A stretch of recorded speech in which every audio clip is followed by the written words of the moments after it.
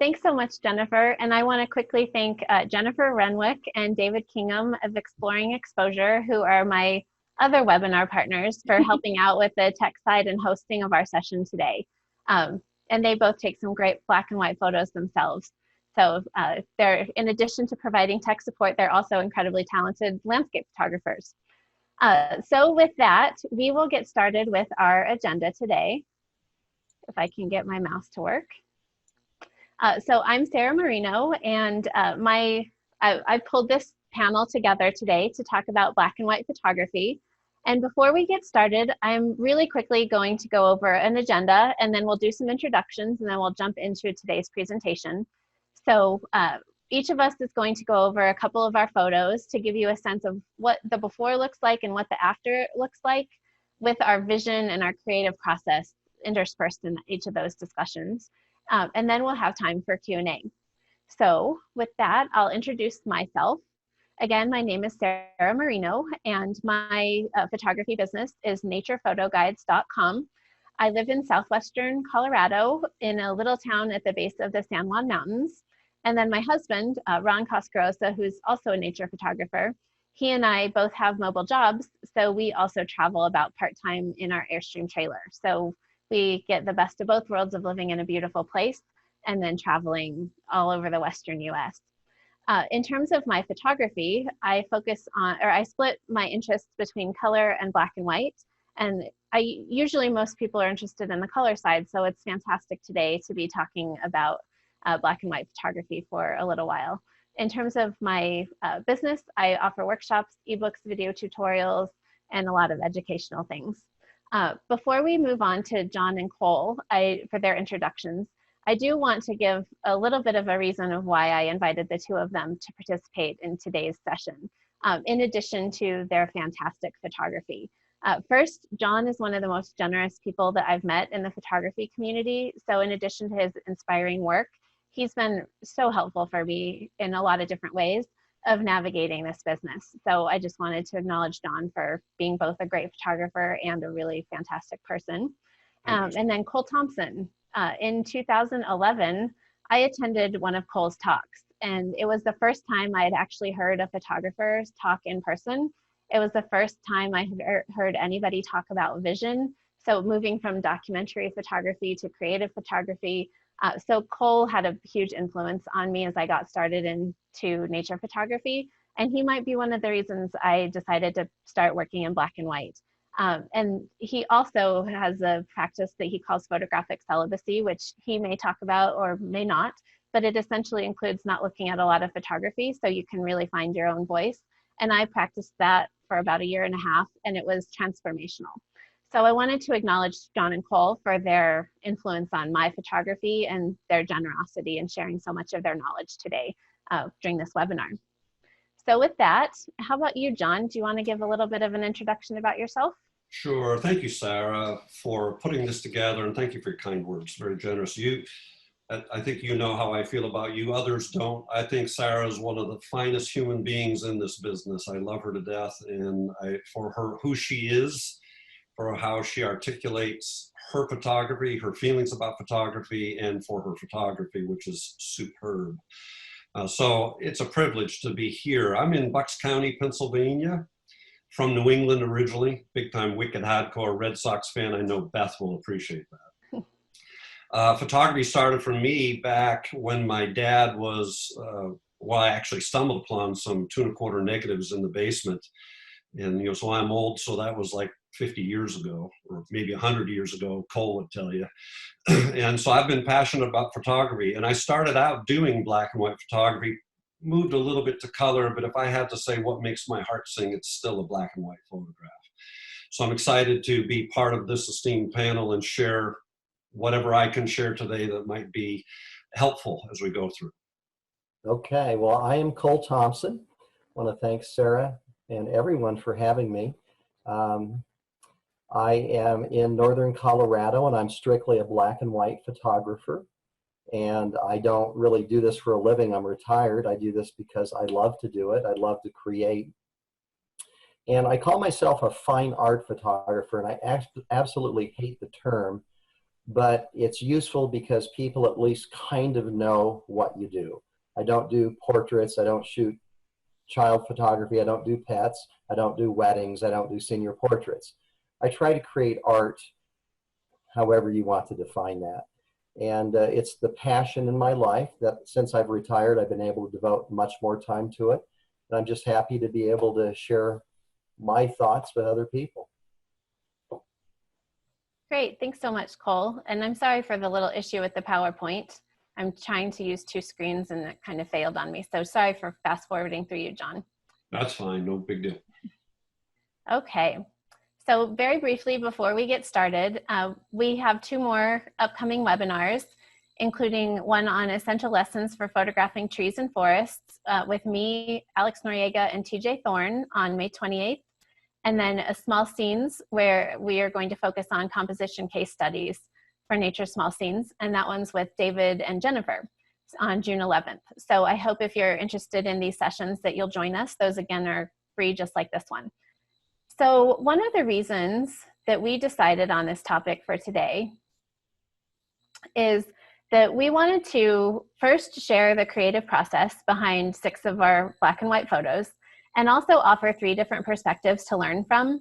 But more generally, we felt like this topic was especially pertinent to our current situation, where we can't get out for photography, but we all have files sitting in front of us. And we're hoping that today we could give you some new ideas for how to work through your catalog, so that you might see some new opportunities in the things that the files and other photographic things that you have right in front of you. So hopefully you could get some inspiration from today that you could act on and maybe see some of your work in a different way. So that was the main reason that we chose this topic, and then showing the before and after so that you could get a sense of what you might be able to do with some of your own files. So I'm going to go first, and these are just a few of my photos so you can see what my black and white work covers. I do everything from the grandest scenes to the tiniest details, and with a focus on nature, but anything in nature is an interest to me generally. In terms of my approach to photography, I think of nature photography as an expressive form of creativity. So that generally means that my photos are a window into my interpretation of the natural world. So the things that catch my eye, the things that I make a connection with, things that I'm curious about or find fascinating, that then I can translate those ideas into photographs and share them with the world. Generally, when you compare my black and white and color work, they're very, very different. And one of the things I like about working in black and white is that I can really place an emphasis on drama and intensity and really ramping up the boldness, choosing bolder compositions, choosing bold contrast. And that's something that I don't feel like that doesn't come out in my color work. So it's just a different way for me to express myself through my photography. And then as one of my examples will show, is I also like finding a spark of surprise in the landscape. So taking what seems like a very mundane subject and turning it into something interesting or beautiful. So those are a couple of things that really drive my photography.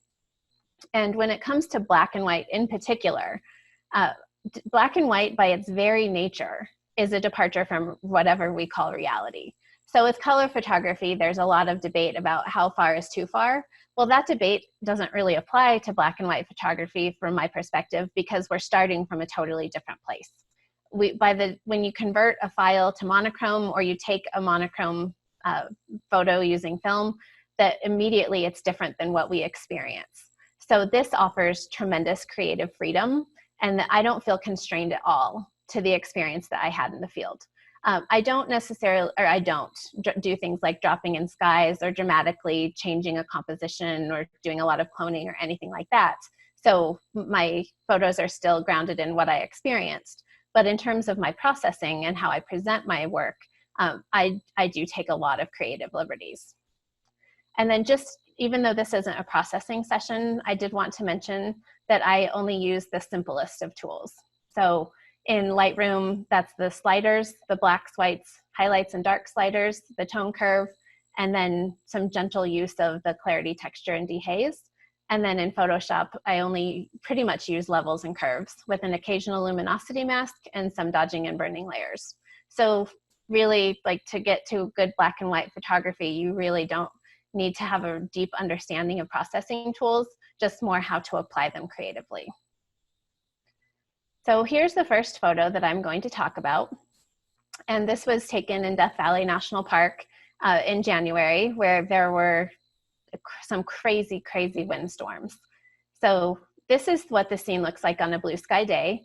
And even though that mountain is obscured in the background, I wanted to show that it doesn't, in normal circumstances, it doesn't have a lot of depth to it when you're viewing it from the sand dunes. The way the light hits it in the morning and the evening, you get a little bit of texture and depth, but not a lot. So that mountain is called Tucky Mountain, and it's one of the main backdrops when you're working at the sand dunes near Stovepipe Wells.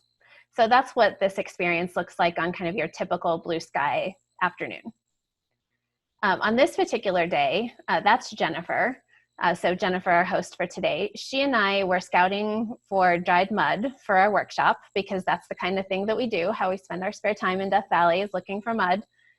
But on this particular day, we were looking for mud, and we're starting to see a lot of haze in the atmosphere. And you could tell that the dunes were whipping up a lot of dust and dirt into the air. So we decided to kind of end our scouting session a little bit early and head out to the dunes. So it was about 1 o'clock, which is another lovely thing about black and white photography, is you can make photos at 1 o'clock in the middle of the day. So this is the kind of experience that we were having. We were rushing out to the dunes because it's clear that these conditions, you never know how long they're going to last. So we made the 1.5 mile walk out, kind of rushing because the conditions were really interesting. I have a video in here, and based on how the internet is working here at my house, we'll see how this works. But I just wanted to give you a sense of kind of what the sweeping sand looks like. So I think you can probably see a little bit of that on your screen, but you have these beautiful wisps of sand coming off of every single layer of dunes. So it's an incredibly intense photographic experience. It's one of the most intense experiences that I've had photographing. And I wanted to convey that feeling of intensity in the photo that I'm talking about today.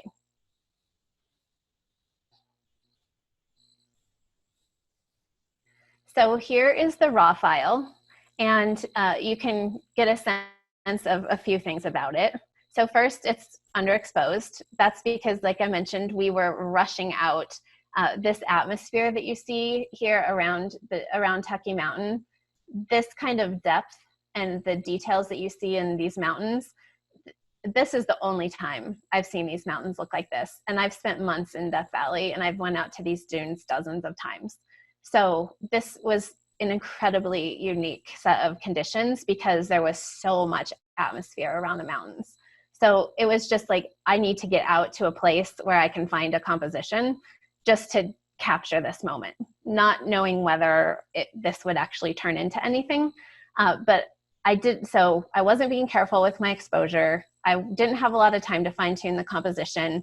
You can see up at the top here, there's a speck of lens flare, but there was atmosphere and there was light that could be accentuated. So I felt like since this was such a unique experience, I just had to try to make a photograph. So if I had, say, another hour to work with this scene and the light, I probably would have come up with something a little bit more refined, but I still feel like it was worth at least trying because I'm pretty happy with how this turned out. So whenever I think about how I'm going to process a photograph, I always start with this kind of roadmap. Things don't, of course, always turn out how I think they will, but I think it's helpful to have a vision. So if I'm going from a raw file that looks pretty flat, there are all sorts of technical problems, I think it's helpful to at least have a vision for where I could take it. So this was essentially my vision and my plan for how the specific adjustments that I was going to make. And it really focused on aggressive processing because this is such an intense experience, and the dunes lend themselves to high contrast presentations. So I wanted to really emphasize the contrast and the textures and the lighting. So you can see with the little red notes exactly what I was going to do. So most of the adjustments that I made to this photo focused on very, very specific details. So the only global adjustments really that applied to the whole photo were brightening the exposure and converting it to black and white. So you can see some examples here where mostly like emphasizing the light. So that's going to be some dodging and burning, increasing contrast, darkening the sky over here too. That those are really focused adjustments where I'm taking a very small part of the photo and working on emphasizing either contrast, texture, or lighting. So that's my plan for how I was going to process the photo. And I'm not going to go through this in detail, but if you want to revisit the recording, you can see the screenshot here of my Lightroom panel. So these are the adjustments that I made in Lightroom. So pretty much just to test out, like, is this going to work? And then I made the rest of my adjustments in Photoshop. And again, I use really simple tools. The levels tool is by far my favorite adjustment in Photoshop. And then I used some curves layers, luminosity masks for some mid-tone contrast, and some dodge and burn layers. So all of those things, again, are focused on addressing the lighting, adjusting contrast, and adding texture, with the goal of emphasizing very specific areas of the photograph so that it can become a more cohesive whole and communicate my overall message that I had in mind when processing the file. Another thing that I will mention is I take a lot of little steps forward instead of one or two really large steps forward. So you can see there are a lot of layers here, but a lot of those are really small things, like I'm going to adjust the light just on this crest of this dune, or I'm just going to adjust the lighting here in this dip, or these edges. So that each of those layers really finely addresses one of the particular things in the photo that I want to work on. So again, here's the raw file with all of its technical flaws based on me rushing. And then here's the final version. So you can see the transformation with some layers in Photoshop. So that is the sandstorm photo. And then my second example for today, I chose something that was a little bit more mundane for my second example, also because I absolutely love patterns and textures. And repetition. It's one of the ways that I see that I can organize the chaos in nature, is by finding these kinds of scenes. And as I mentioned, Jennifer and I were scouting for mud that particular day, and the two of us just have an obsession with these kinds of things. So any chance that I get to talk about mud and patterns is a great day. But before I go into discussing this specific photo, I wanted to give you a sense of what these tiles look like. And unfortunately, another storm has washed through this area. So these gigantic, crazy tiles are no longer in their same form, unfortunately. That's one of the beautiful things about Death Valley, is it offers all sorts, it's a very dynamic landscape that offers up new things every year. And it's a very dynamic landscape that takes away some things every year. So with this photo of my feet, you can see the size of these tiles. And those cracks are 6 to 8 inches deep. So it's just it was this massive expanse of mud tiles in Death Valley. So that gives you a little bit of context to what you're looking at. So here's the raw file. And another reason I chose this is because you'd look at this raw file and say, it's like there's some interesting shapes, but there's not really much there other than the interesting shapes. That is also communicated by the histogram, which is tiny, tiny, tiny narrow, so it totally lacks contrast. But I really liked the repetition and the way the tiles were formed. And above all, I loved these swirls. So in person, I don't know how much you can see on your own screen, but there are these beautiful swirling patterns on the top of these. Probably the big tiles formed and then another thin layer washed over them with a different composition than what was below them. So it's just, to me, the swirls help tell the story of these mud playas of Death Valley National Park. They're laid down and then another storm comes and that totally changes the characteristics, and then it gets warm and they dry up and crack in all sorts of interesting patterns. So the swirls just added another level of interest to me. That's not really that obvious. It was obvious to me when I was taking the photo because that's what drew me to the scene. but it wasn't obvious really at all in looking at the raw file. So my vision for processing this photo was significantly more simple. So darken the edges, so to get the attention focused on the center, dramatically increase the contrast, and that like stretching out the histogram, so the moving in the black point, moving in the white point, that stretches the tones out, which adds contrast and detail, and will play up a lot of this texture. And then the two forms in the middle, so these circular forms, the repetition there, that's one of the main pieces of this composition. So I really wanted to emphasize those. And then again, I've mentioned the swirls a few times, but the swirls were one of the most important pieces of like me stopping to take a photo of this scene. I really connected with that aspect of this photograph. So here you can see the process that I went through, this time almost exclusively in Photoshop. And again, I won't go through the details, but if you review the video, you can zoom in on the layers panel and see exactly what I did. But in this case, I only used two tools, the levels adjustment and the curves.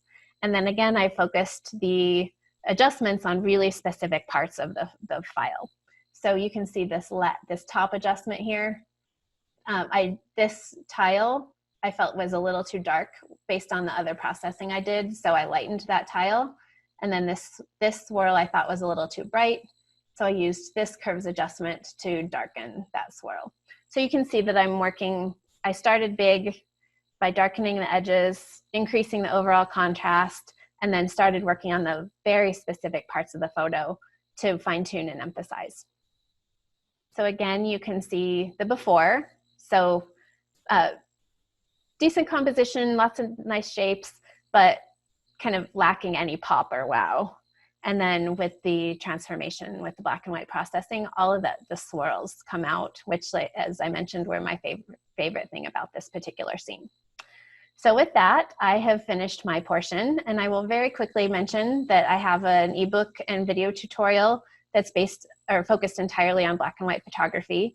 And anybody who's participating in today's webinar, if you're interested in buying either the ebook or the video tutorials on processing, you can save 15% with my code BW-webinar. So with that, I will stop sharing my screen and we can head on over to John. Thank you, Sarah. That was fantastic. I was watching some of the comments, and the transformation is pretty amazing. So thank you for sharing that. It was worth coming just for that, Sarah. Thank you. So again, John Barclay, these are some of the things that make my heart sing. And when we talk about philosophy and how we approach photography, that's a phrase that I'm commonly known for, is when people say, you know, what do you photograph? Ultimately, it boils down to the fact that I want to photograph what makes my heart sing, what turns my head. I just listened to David's wonderful presentation on contemplative photography. We share some very similar feelings about approach to photography. And so whatever turns my head, whatever moment of perception pulls my attention, makes me go, wow, all those things are how I approach my photography. So why do I choose black and white specifically? Well, again, bottom line is because I photograph what makes my heart sing. And I would suggest that as you approach your photography, that you worry less about what other people are photographing and and focus on what turns your head and what really makes your heart sing, I guess, is the word that I really like. I always try to find other words, and nothing fits as well as that for me. So ultimately, my process is to pay attention to those moments, and then I start thinking about other things. But with color, let's talk about this quote, because to me, this gets to the heart of the matter for me. With color, we look at the photograph. With black and white, we look into, and I add the word soul of the photograph, or maybe the soul of the scene. And we'll talk a little bit after these examples here, take that one step further. So let's see about color versus black and white. So this is my daughter, Brittany. We certainly have a certain reaction to a color photograph. But if I convert that same photograph to black and white, I would say that you're going to have a very significantly different response to that. So it applies also to nature type scenes. I mean, why would you take a perfectly good color photograph and convert it to color? Because you're looking for a completely different feeling. I don't know about you, but I feel very different when I look at this scene in color than I do in black and white. One more. So what was I drawn to? What was turning my head? Well, like Sarah spoke about in her image, this is in Lone Pine as I'm getting ready to head up into the Alabama hills. I've just come from Death Valley, and there's this windstorm that's just going crazy. And as Sarah eloquently spoke about, atmosphere is just, I mean, I didn't go to the hotel. I have no time to rest. I'm out photographing. And so, but what really caught my attention in this photograph was all that beautiful light on the fence that was making it scream, right? And so why would I want to focus on just that? So to me, it was the atmosphere, and it was those lines on that fence that was catching my attention. So what we're talking about here from my style and my approach to photography is this idea of photographing what makes your heart sing. And with color, we look kind of at the photograph, whereas black and white, we're looking into and maybe think about the soul of the photograph. So let's go a little deeper into that thought. For me, at least, and I'm sure it's absolutely for Cole and Chuck Kimmerly and Jack Curran, who's with us today, brilliant black and white photographers. To me, color can be so dominant that it gets in the way of what I see and what I'm feeling about a scene. Sometimes I want to strip that color away to get to what was the essence of what I was drawn to or what I was feeling. So for me, black and white allows me to capture that, what I'm drawn to. And as that last image kind of pointed out, the color was really unimportant to what was catching my attention. So Cole Thompson is my hero. He's taught me everything that I know, and as such, I must make black and white images to make him happy. Otherwise, when we do workshops together, he gets just ornery and mad. So ultimately, that's the real reason I do black and white photography. So here we are in the Smoky Mountains, just a couple of examples, and then we'll focus in on two. That's the raw scene, what I stumbled upon, but that's absolutely what was screaming at me in my heart and in my head. In Ireland at the lake house. And, you know, the raw file in color was okay, but that's what my imagination and that's what my heart was saying was to make it all about that little tree separated by the fog. Salsify. I mean, why would you take a beautiful photograph of Salsify, a macro photograph?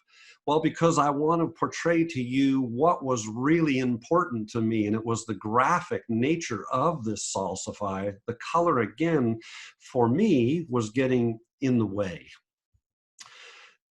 Infrared is something, and this is kind of an offshoot of traditional black and white photography, but I find infrared to be really useful in a scene like this where I'm seeing this wonderful graphic nature of this tree out in the Palouse, but I wanted to turn the foliage white so that the graphic nature of the design is coming forth in this image.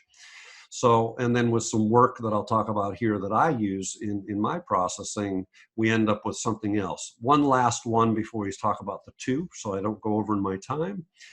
Again, out in the Palouse, seemed like infrared was the right way to portray this wonderful tree that's screaming off of that landscape out in the Palouse. So let's focus a little more and let's explore two images in just a bit more detail as Sarah did. I, like Sarah, and so all of you who wonder, do professionals make great photographs all the time? Do they have great exposures? The answer is no. Every one of us in this panel, I guarantee you. I remember Cole speaking about getting a new camera, going out and photographing in Death Valley, getting some of the best images he's ever gotten. And he forgot that it was a new camera, or he had it repaired, I think one or the other, and he was shooting all JPEGs. He didn't shoot one raw file that day. We do stuff like that. Well, here we are on the Faroe Islands. I had gone back into the car because I was tired of waiting for something magical to happen, and Cole screamed at me and said, "You better get out here." And I literally said, "Nope, I'm done. And he said, no, seriously, you better get out here. So I'm guessing at a 60-second exposure on this wonderful scene that's happening, and this is the best I got. The scene was done when I tried to photograph it again. It was over. But I knew that I could do some work in Lightroom, and some of my things are there. Very little bit of room in Lightroom here, work rather in Lightroom. Something that I've done in a newsletter. Where's my mouse? How come I don't? That's interesting. I'm not seeing my mouse come on the screen. Isn't that terrible? I see it on my other screen. Well, let me go back one. Well, okay, I'm not able to get a mouse to come on the screen, but if you're looking at the Lightroom panel, specifically the tone curve, that's where I do my black and white point setting. I put out a newsletter video in that. I find it to be far superior than using the black and white slider up above in the basic panel, just as a little tidbit. And I'm with Sarah too. We're not going to talk about processing as much in the tools. But I, like Sarah, as soon as I did a few adjustments in this in Lightroom and overcame my horrible exposure because I guessed wrong, but I knew in my heart that I had all that I needed. I wanted to enhance that mustache shape in the middle of the photograph. I wanted some contrast in the foreground, so I'm going to have to dodge up those areas to make sure I've got some light and dark things happening there. Dodge those arrows where all those arrows are going. I'm saying I need to brighten these areas so that I have real good blacks and whites in the dodging area, darks. There's some hot pixels because of a long exposure. There's some noise, and those are things I'm going to have to attack. And so I, like Sarah, and rather than be redundant, I am looking at global things in Lightroom and doing everything I possibly can do there, including split grads or radial filters and all those things wherever I possibly can. But then I'm going to Photoshop to finish the image, and specifically to do dodging and burning in these areas. And so wherever I'm talking about dodge these areas and all those, the plethora of arrows are going, or the dodging in the bottom, that's all done on a separate layer in Photoshop, and then we eventually get to this result. So if you're paying attention, and I'll show it to you here, here's the before and the after, you'll notice that mustache grew. Well, I just loved what was going on there, and it just felt like it was such an important part of this image that, yes, I dodged a little bit more than maybe I would have in the past, but I really wanted to accentuate that. And if you think about my philosophy of photograph what makes your heart sing, and if you've ever heard my lecture, Dream, Believe, Create, which again I'm doing next week for David's wonderful website, Nature Photography Network, you know, I want to liberate people who come along on workshops to do whatever they want to do with their photography. Nobody should be you shouldn't allow anybody to say you should or shouldn't do this. You should do exactly what you want to do.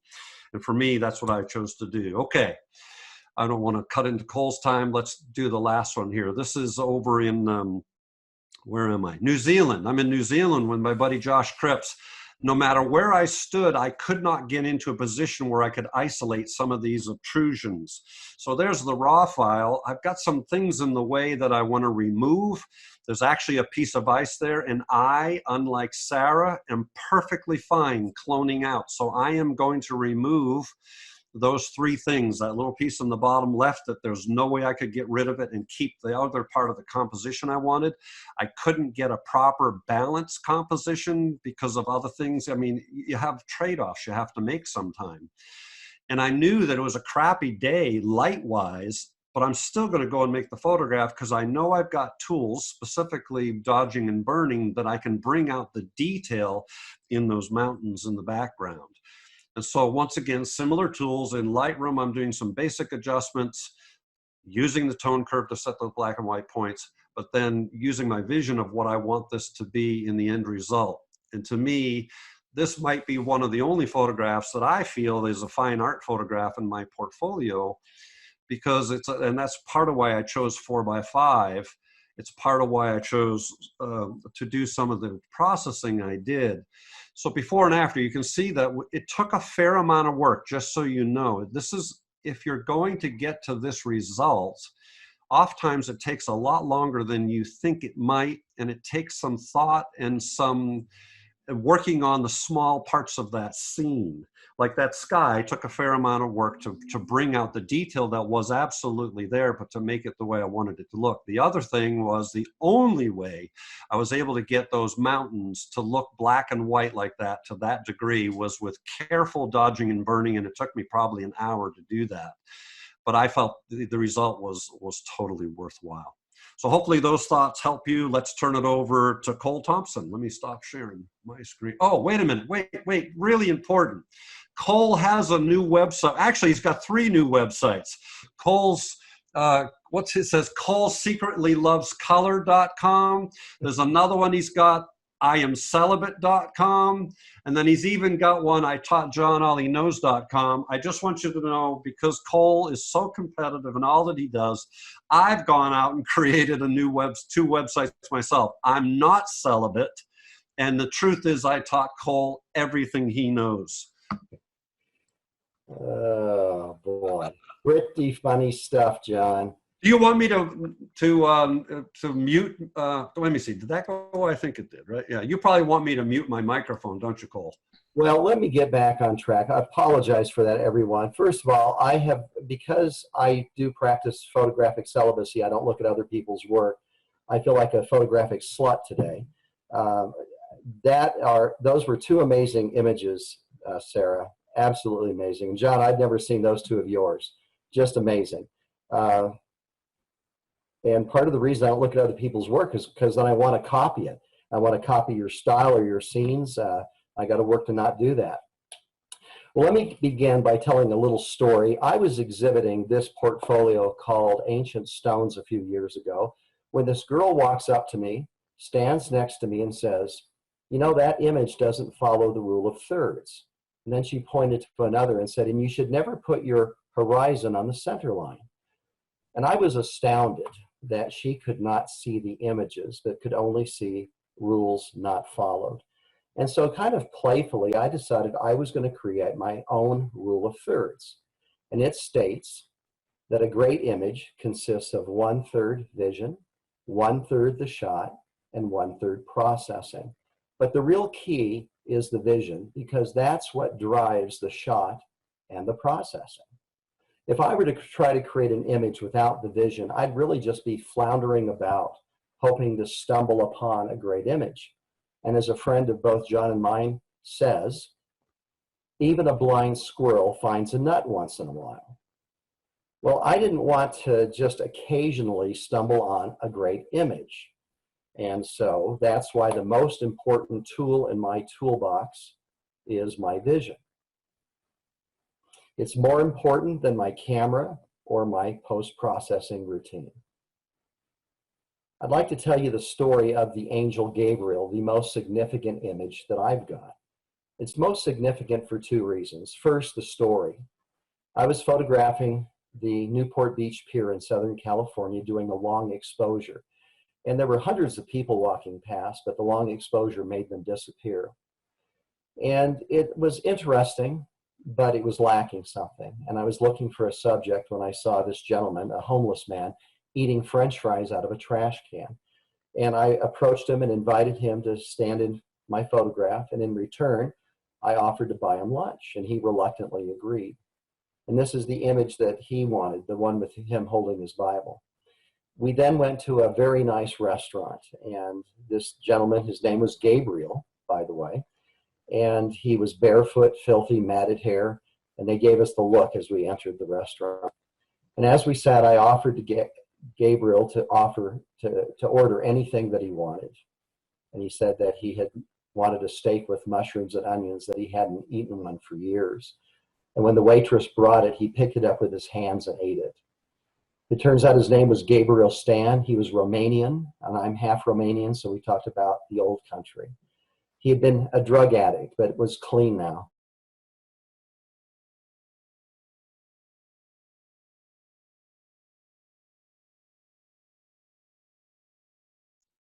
All right, everyone, bear with us here. He might pop back here. But was clearly impaired. There we go. Did you lose me? We lost you just for a second, but it was literally just a few seconds, but you're good now. Well, as Gabriel and I were parting ways, I said, Gabriel, give me your father's address, and if I sell any of these images, I'd be happy to send you some. And he then said to me, give it to someone who can really use it. I have everything that I need. And Gabriel walked away with 2 possessions, a bedroll and his Bible. Now, this image is also one of my most significant for another reason. It was the first time that I had consciously ever created an image from my vision. In the past, I had just taken pictures, but this time it was created. It was an image. Here's the before and after. This is what I saw with my eyes as I stood there photographing Gabriel. As I looked at him, there was what I saw with my eyes, but then there was this other image in my head that I call my vision. And it was the image that I wanted to create, and it became my roadmap and my guide to direct me through the shot, and most importantly, through the post-processing. Now, I'm not going to talk about what I did to convert that image from what my eyes saw to my vision, because anybody can learn to use a camera or Photoshop, even John Barclay. That's not what's important. That's not where the magic happens. Vision is where the magic happens. Knowing what you want to create, not in Photoshop or Lightroom. That's where you just execute your vision. My secret to post-processing is knowing what I want to do, not knowing how to do it. Technical skills are important, but they're rarely what makes a great image great. Now, often I don't possess the technical skills needed to pull off a project, so what do? Well, I'd like to tell a story about a project that I did that I didn't have the skills to do. This is Auschwitz number 3 from my Ghost of Auschwitz Birkenau portfolio.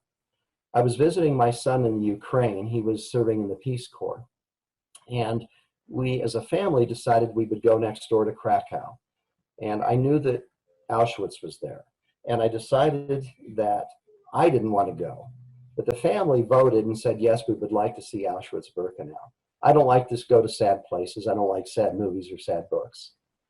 Well, we had to bring all of our stuff with us, so I had my camera gear with me in the tour bus. It was a 2-hour tour, 1 hour in Auschwitz, 1 hour in Birkenau. And I was going to leave it on the bus because I just felt it would be wrong or irreverent, sacrilegious perhaps, to photograph there. But the bus driver saw me leaving the gear and he said he would not be responsible and told me to take it with him. Well, as we began the tour, we first look at these beautiful documentation of the people that they're about to kill. A beautiful photograph with beautiful handwritten descriptions of the person, their occupation, everything about them. And your mind is just spinning. Why are you taking such care to beautifully document people you're about to murder? Then we went into the room with the iconic piles. There was the pile of hair. There was the pile of glasses. And I think the third pile was the pile of bridge work they had yanked from people's mouths. And at that point, I am not claustrophobic, but I just couldn't breathe. Even as I recount the story each time, I have the same feeling. And I needed to get outside. And so I signaled to my family to go ahead. I would go outside. And as I was walking around, clearing my head, I was starting to breathe easier. I was just looking at the ground at each footstep that I took. And I couldn't help but wonder who else had walked in these exact same footsteps on the way to the gallows? Who else had taken the same path on the way to the gas chamber? And then I just asked myself metaphorically, are the ghosts of those people still wandering about Auschwitz? And I just then suddenly had this inspiration that I needed to photograph the spirits of the people who lived and died at Auschwitz. Now, I knew what I wanted. I could see it in my head. I had the vision, but I had absolutely no experience in creating ghosts or in creating this look. I had a brief experience with ghosts when I photographed Gabriel on the pier. These people in the circles had just lingered long enough to create ghost-like figures. So I kind of knew what I needed to do. But I had a problem. I had 45 minutes left in Auschwitz and I had 1 hour in Birkenau. So I literally ran from location to location doing long exposures. And this is the before and after, giving you an idea of what I saw with my eyes And because I had that roadmap in my head, that was able to direct me. And with enough time, I learned how to create the image that I wanted, the look that I wanted. I was focused on the vision of the final image, and I trusted that I would find a way to execute that vision. My experience has been that if I have a vision of the image, that learning the skills will be the easy part. And the beauty of digital is we've got so much time to work on it until we get it right. And I did get it right. I was able to get 15 images in that hour and 45 minutes with that dark look with those ghostly, whitish, ghostly figures. A great image comes from great vision. That's where it comes from, not from great technical skills. And no amount of technical skills can compensate for a lack of vision. And I know because for years I tried that approach. I felt that I didn't have any creative ability, so I thought by excelling in the technical, I could compensate for that lack of vision. But it doesn't work. All I created was technically perfect but lifeless images. So that's why I believe that my most important tool in my toolbox is my vision. Vision is the key. Nothing else matters. Thank you. That was fantastic. Both Cole and John did such inspiring presentations. So thank you both for participating today. You're welcome. And thank you everyone for your patience with the technical glitches. You know, as I like to say, hashtag Zoom moment. We seem to have those, you know, that's the risk with technology, but thank you all for being patient and we got through them just fine. So, all right, let's start diving into some of these questions. Are you guys ready? We're ready. One quick thing before, I've been getting some questions about the recording, again, if we're going to send out a recording. So we are recording the presentation. I have really slow rural internet, so the time it will take me to upload it, I'm hoping to get it out sometime tomorrow. It depends on how big the file ends up being. But we'll send out the recording and then anything that, like people wanted links to all of our websites, so we'll get that out. So you'll have access to everything that you've been asking about, either in the chat or the Q&A. So just know that before we jump into the Q&A in case you're going to drop off. Sorry to interrupt, Jennifer, go ahead. Oh, no, that's excellent that you said that. All right, so let's see here. We have a lot of questions. We'll try to get through them all. So what we're going to do is I'm going to go ahead and field the questions to our presenters here instead of having everyone answer each question, just so we can be assured that we get through all of these. So the first question is, let's see here, we had one for John.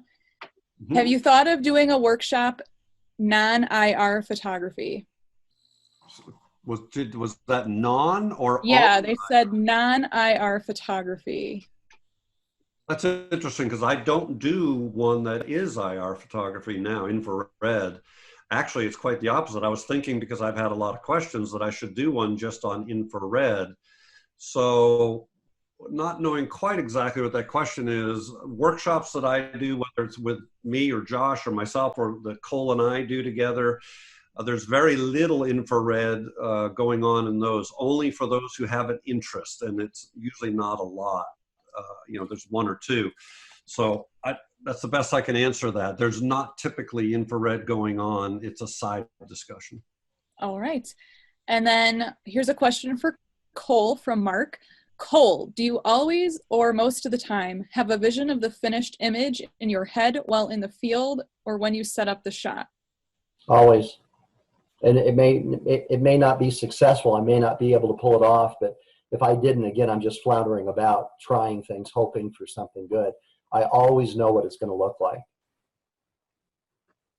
All right. Jennifer, just for a second, I did see somebody, I think that's correct. Somebody just gave a good thought. I think he, instead of non, probably meant to ask, have you thought about doing one on IR? The answer that's what I thought too, the answer is yes. So if you have interest in that, please email me. I do a great job of keeping lists of what people are interested in. And then when I get 10 or so, I email that list and say, here, I'm ready to get this going. So the more people who email me about that interest, I will put together something specific and even do a webinar if we need to do it like this as well. All right. Here's one for Sarah. Are your black and whites converted from color or are you shooting in black and white mode?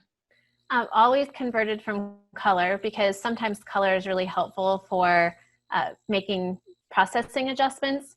So always raw, always color, and then so that you have as much information as your camera provides.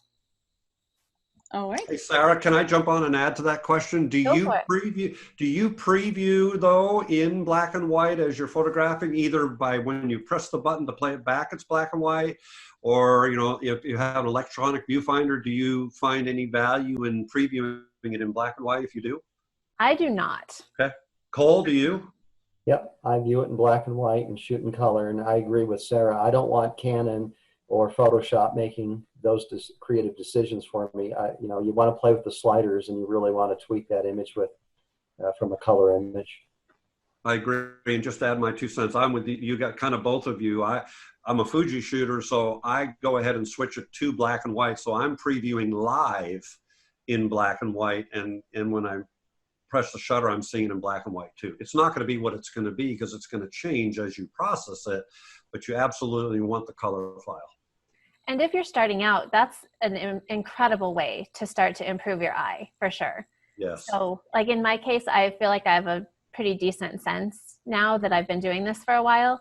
But for people who are getting started, like if you're participating in today's discussion and you're new to this, setting your preview to monochrome can help you really start understanding tonal relationships and contrast, and like what is a naturally contrasty scene, what doesn't have a lot of natural contrast, so that you can really improve your eye and your vision for this kind of work with that monochrome preview. And we should caution people that if you're wanting to preview in monochrome and put it in monochrome mode, please do shoot in RAW mode and not in JPEG. If you shoot in JPEG, then it's going to come out in black and white. And if you shoot in RAW, the image will come out in color. Very important. Very important. Preview, not recording monochrome files. Yes. Don't be stupid like Cole. I didn't say that. I meant that very kindly, Cole. I didn't mean you taught me that, John. that way at all. All right, so here is a general question. I think all three of you could answer. It seems it'll be a pretty quick answer. Someone asked, what programs do you folks print through? Sarah, do you want to start? Photoshop to a Canon printer in my basement. Photoshop to an Epson printer sitting right next to me. A P800 specifically. Photoshop to a Canon printer. All right. And then another one to the panel, use any third-party black and white software. I think we've kind of already discussed this, but any final thoughts on that? John, you do, right? No, I don't anymore. I used to use Silver Effects Pro, but after, gosh, this pains me to say this. After learning the proper way to process an image from Cole Thompson, actually, I mean that very sincerely.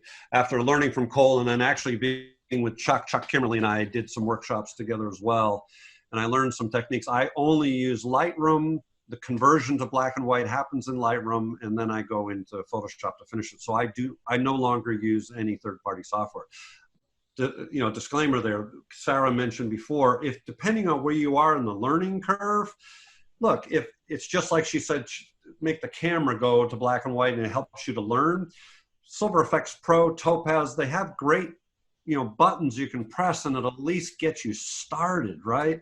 And then you can learn some of these techniques. By the way, a little plug for Sarah, a no-brainer. Go buy the book, go buy the processing videos. If you have any interest in black and white, they're superb. Just do that.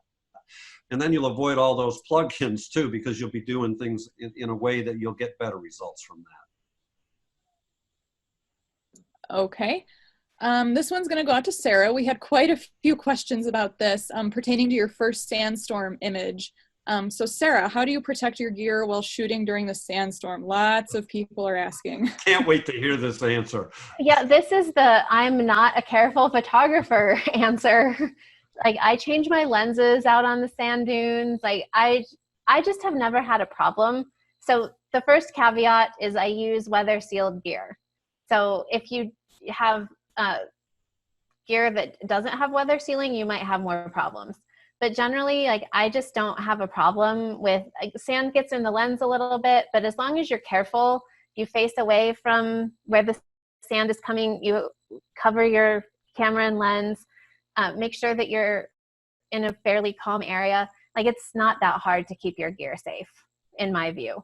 I would rather get the photos. I'd rather have my gear insured and get the photos than worry about my gear. So, and since John and Cole both photograph a lot of sand dunes, I don't know if you guys have anything to add. The only thing I do is sometimes I have two camera bodies, but generally I have the same philosophy you do. If I'm out there and it's windy and there's sand, I'm not missing the photos. Yeah. Yeah. Oh, well, dust spots. Okay. So Thomas is wondering what each of your opinions are of Silver Effects Pro versus Photoshop. Yeah, we just kind of. I know we kind of already talked about it. Yeah, we talked about that a little bit. Again, Silver Effects Pro is a really good piece of software and will produce good outcome. It really will. And so if that's goes back to Cole, you know, don't let anybody tell you what you can and can't do. Like I like to talk about things that he talks about. If that's the way that you can create something that meets your vision, have at it. I think the one thing I will say for Photoshop is that once you learn the basic tools, then you have complete control, which is the thing that I like about Photoshop. Like somebody else was asking why you don't dodge and burn in Lightroom, because it's so much easier in Photoshop. Like you have a lot more fine-tuned control. I think the tools are better. Like with the Wacom tablet, I use a tablet now. So a tablet combined with Photoshop, you can make such detailed adjustments that it's like levels, curves. If you want to go into luminosity mask and dodge and burn layers, like from my perspective, are all you need. And I know other people use even more simple methods. So you don't really have to know that much in Photoshop, but once you do know those tools, you have complete control.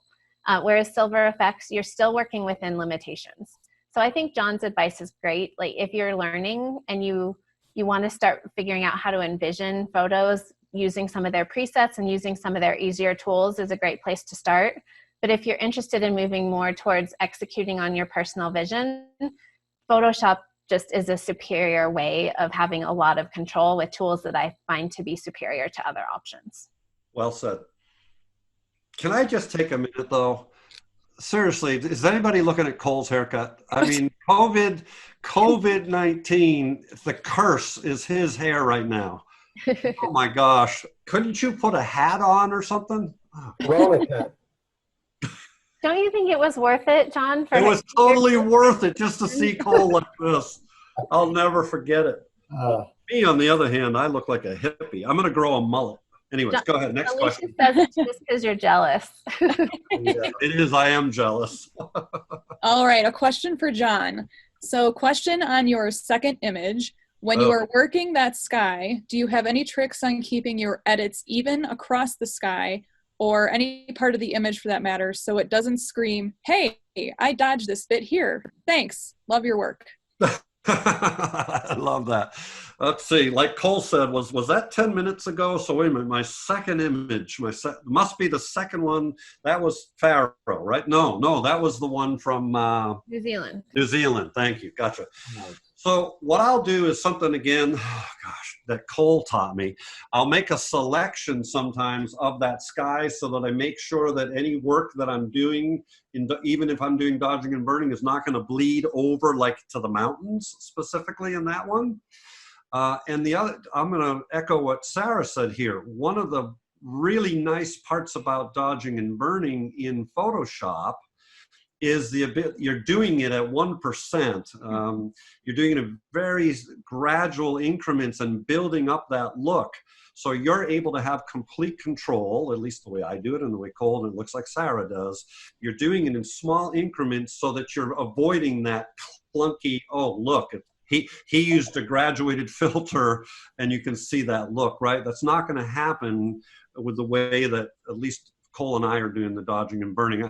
Sarah, I don't know, are you using more of dodging and burn? Are you using the actual dodge and burn tool or are you using a gray layer and painting on that? A layer and painting on it. Yeah, see, Cole and I both actually, I'm sorry. No, go ahead. Cole and I are both using the actual dodge and burn tool rather than that. They both work. There's some advantages, I would say, in using the dodge and burn tool over that gray layer. There are some places where if you're moving from real white whites to dark darks, it's not as good. If you're going from dark darks to white whites, it's not as good. as born by, oh shoot, what is his name, who helped build Photoshop. Anyways, we had that confirmed at some point. They're generally pretty equal, except when you're doing extremes. But anyways, back to the question, that's how I was able to do that sky, which did create, there was probably a curves layer in there to do some basic work on that selection, and then a lot of dodging and burning to get it to be right. All right. Thank you, John. I'm going to toss this one out to Cole. So Gerald wants to know, as photography begins to embrace artificial intelligence or machine learning, do you feel black and white will emerge as the true photography method? Cole doesn't have any he's all artificial intelligence. I don't know that I can answer that because I'm not sure what AI is going to do, but I hear people say that black and white's becoming more popular. I don't know how to gauge if it is or isn't. It seems to me the world has gone very colorful since digital. No idea. Okay. Here's one, and forgive me, I don't know if you guys all discussed the Wacom tablets, but someone wants to know which Wacom tablet you guys use. Biggest one you can afford. Yeah. Okay. I have the medium-sized Pro. Cole, you actually have the bigger one than this? Yeah. Mine looks like a little baby compared to John's. Oh my gosh. You know, Sarah, when you grow up, you'll be able to afford one of those too.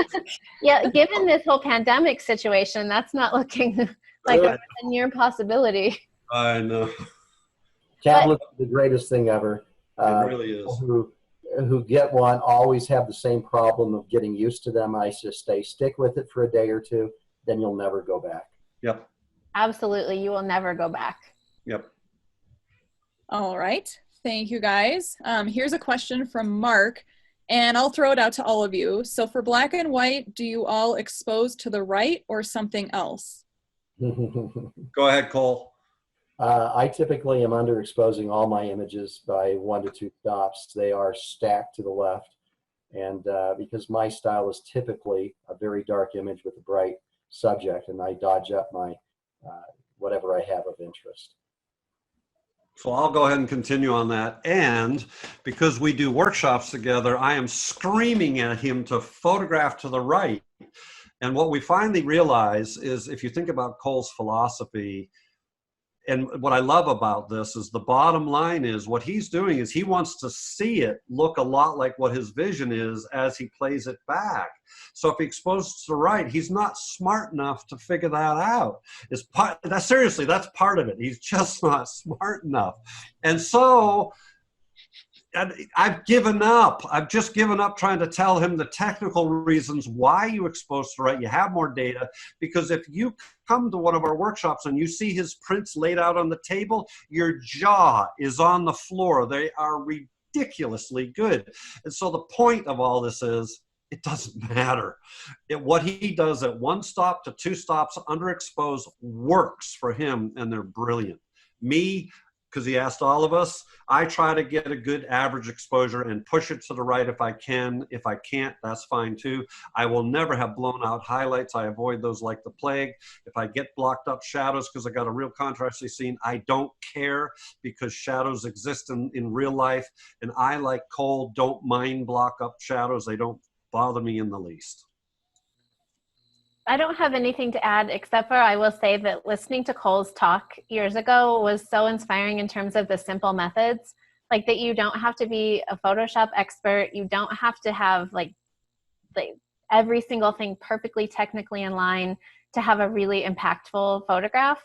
So I feel like that's a really important lesson here too, is that like you can get really far and have really inspiring work without having to do a lot of really complex things. So I'll say I'll change my mind on anything that I do if it'll improve my image. But most people just have this theoretical. Now, I ran into this girl on the dunes once, and she was shooting, I don't know, 500-600 millimeter lens, and she wanted all of her ridge lines in focus. And she couldn't get it. And I went over to look, and she's shooting at f8. And I said, well, you got to stop it down to 32 if you want everything in focus. She goes, oh, I can't. f8's the optimal aperture. This theoretical knowledge that amounts to absolutely nothing in real world shouldn't rule our lives. We should do what works. And if something somebody can show me something that will make my images look better, I'm all ears. But if it's just coming out of some theory that you ought to do this because somebody did a paper on it, I have no interest in that. Another thing, Sarah, to add to that real quick, Angel Gabriel. Gabriel is not he's in focus, but he's blurry. It doesn't matter. It's his most successful image ever. And again, just proof that it doesn't matter whether it's technically perfect. It's the emotional power of that image that it makes it so spectacular. So sharpness is overrated sometimes. Definitely. All right, thank you guys.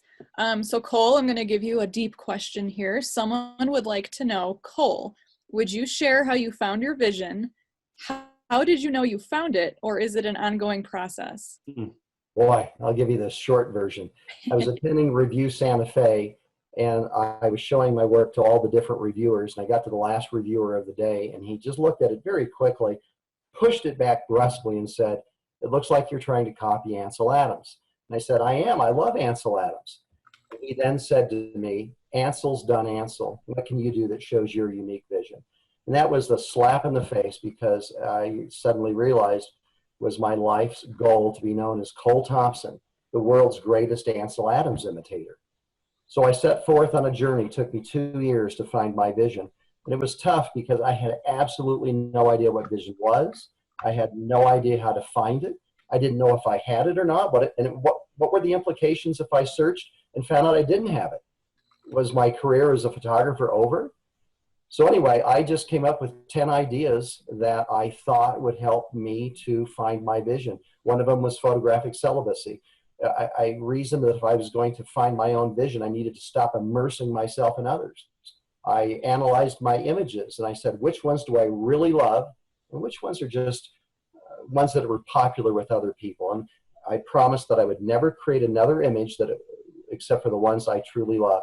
Anyway, after 2 years and expecting a very complex answer, I just woke up one day to realize that your vision is simply what you love, what you like, how you see the world given all of your life's experiences.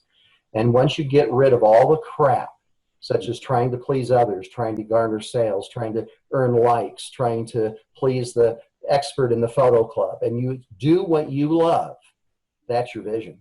And you don't care if it's popular, you don't care if it sells, you don't care if it wins. You do it because you love it.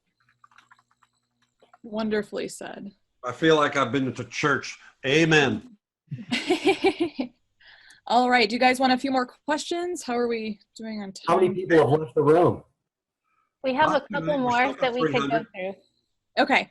So Bob would like to know, what photo papers do you like for black and white prints? And I'll throw that out to all of you. Sarah? Right now, I really am liking Canon's Platinum Pro. I like kind of a pearlish metallic look that's subtle, but still has a really bright white. So that's the paper that I'm using right now for a lot of my work. Cole? Hand Mule Photo Rag 308. It's a solid, dependable, robust, great paper. Yep. I use that as well. I've been experimenting though with, I almost had to jump up and look in my closet. I'm pretty sure it's Epson's Hot Press. Yeah, it's Hot Press White and Hot Press Natural. I like those a lot, but my default is Hand Mule 308 Photo Rag. All right. So we have a few questions about luminosity masks. Someone wants that one. Yeah, Cole. Yeah, let Cole take that one. I want to hear this. All right. So the question is, are they making their own or do they use a panel? Go ahead, Cole. Don't know what they are. Cole doesn't even know what a layer is in Photoshop, folks. I don't do layers. I gave up on that effort too. He does everything on the background layer. Read the article called Photoshop Heretic. It'll make you laugh. I'll send that out with the follow-up. Yeah. All right. Another question. Wait a minute. What was that question? Was luminosity? I use a panel, either TK Actions, right, so from Tony Kuipers, and actually another good one is Lumenzia from Greg Benz.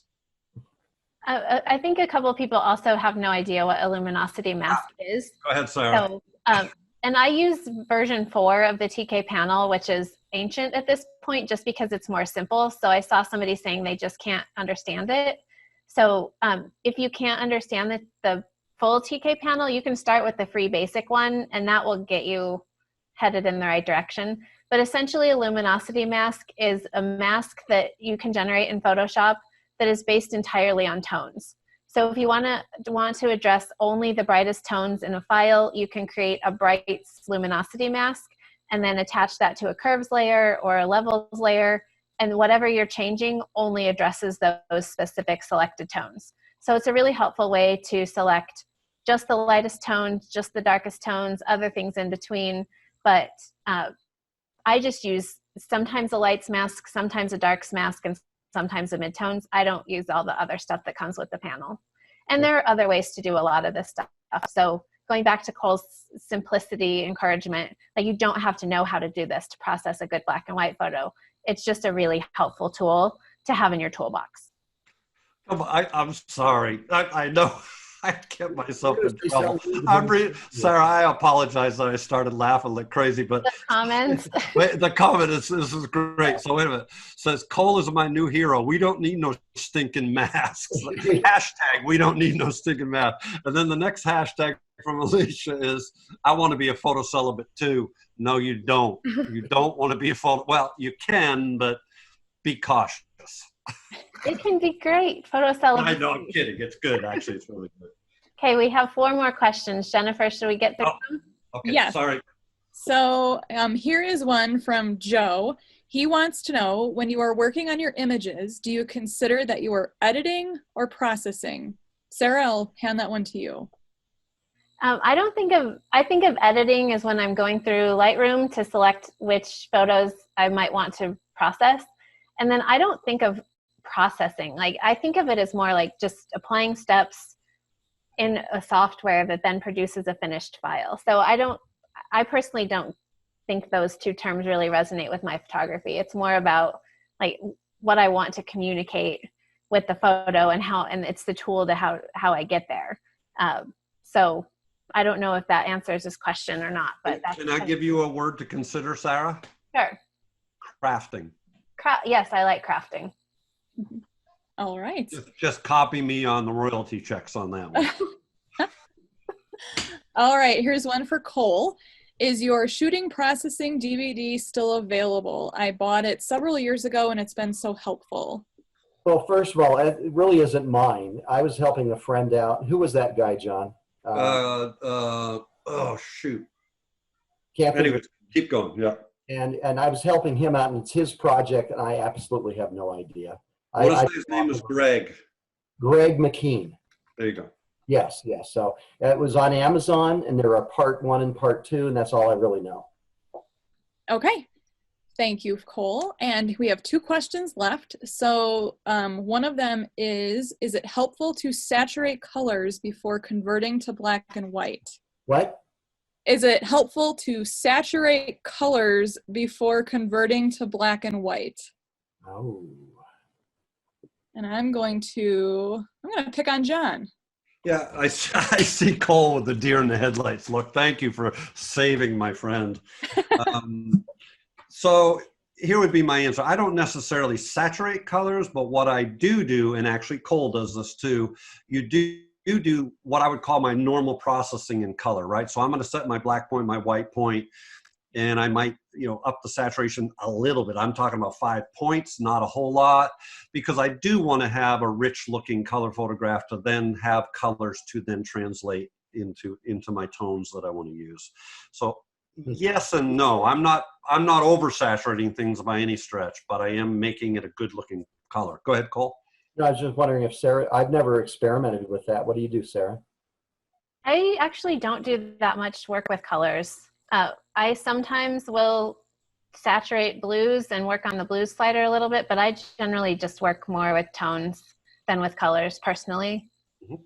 So, but again, it's like based on what your vision is. If you experiment and are having good luck with saturating the colors and that's producing good results for you in terms of monochrome tonality, then go for it.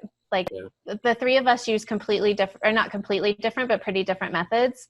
And we all get results that we're happy with. So if you're finding a way that's working for you, stick with it. Mm-hmm. All right, excellent. Thank you guys. And the last question, I'm going to throw it out to all of you, and maybe you can just kind of go through quickly just a few highlight points to answer this question. So Linda wants to know, how can you tell what would make a great black and white image? If Cole goes first, we'll have nothing else to say. Go ahead, Cole. I say that everything would make a good black and white image except for color samples. You know, you buy them at the paint store and they have all those little colors. That would not be good in black and white, but anything else is fair game. And I think that putting your camera into monochrome mode in RAW enables you to get a gist of if you would like it or not. It's, you know, it's all about contrast. And once you start working a color image into black and white, you can create some contrast. So I'd say everything's fair game in my book. Sarah, do you want to add to that? Brilliant. When I think about successful, hopefully you don't roll your eyes at my answer too, John. I would never do that to you, Sarah, only to him. When I think about what makes a successful black and white photo, I usually think about strong contrast, but that isn't necessarily always the case. That be willing to go bold with darks and lights and blacks and whites, with a lot of tonality in between. Sometimes really high key presentations work, sometimes really dark presentations work, but generally that there's a good level of contrast. Composition, I think, is essential, because without color, you don't have something to grab a viewer. So having a strong composition, that doesn't necessarily mean complex or even dynamic necessarily, but simple can work really well. Like John showed a photo of a salsify that I really liked, and that was a simple composition, but it's a powerful photograph. Composition, I think composition, contrast, and then what Cole has been talking about and John has been talking about, a vision, like that you have something to communicate and that it's communicating your view on the world in some way. Yeah, I've got nothing to add. Okay, perfect. Well, that completes the questions, and I don't want to speak for you guys, but I'm sure if anyone else has any other questions, all three of these wonderful presenters would be glad to answer them in email, send them a shout out.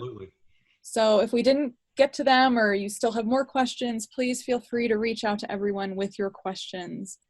And with that, well, thank you so much, everybody, for participating. We really hope that we helped you maybe see some files in your catalog differently, and that you might, if you haven't tried black and white before, that you'll try it. Or if you have tried it, you might have some new ideas about how you can work with some of your images. So even though we're all staying close to home, hopefully we sparked a little bit of creativity and encouraged you in the right direction. We're really appreciative that you spent your afternoon with us.